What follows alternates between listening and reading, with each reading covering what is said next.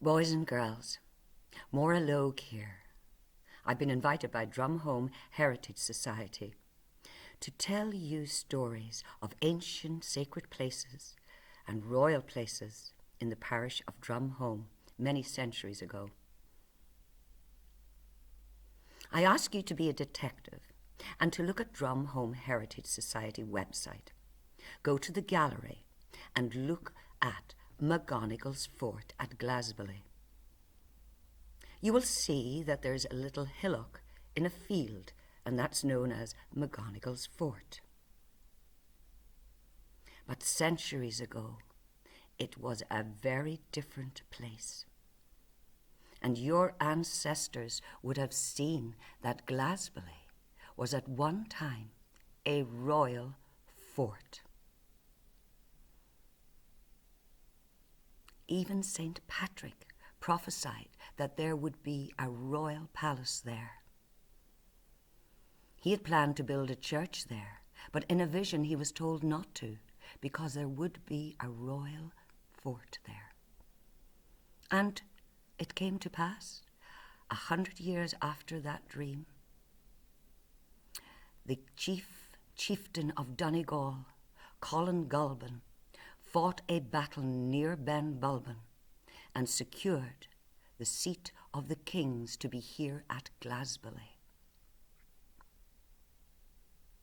The first king of that palace at GLASBOLIE was called Emire. He was of a royal bloodline of the O'Neills, and he was a cousin of St. Columcille. Columcille wanted to establish monasteries in Drumhome, but he needed land to build his monastic settlements.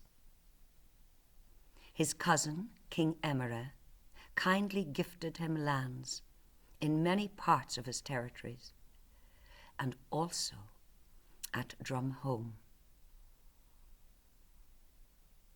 Emire had a son, and had a son, Donal. And in the 600 A.D., these two men became high kings, kings of Ireland. And GLASBOLIE was the seat of the high kings of Ireland in the 600 A.D. This was a proud time for the Donegal chieftains. Your ancestors, if they had lived here at that time, would have lived near GLASBOLIE, because a royal palace is the centre of power, the centre of commerce and trade, and many people would have lived near there. Drumhome Heritage Society invited archaeologists to Drumhome to look at these ancient sites, including GLASBOLIE and McGONIGLE'S fort.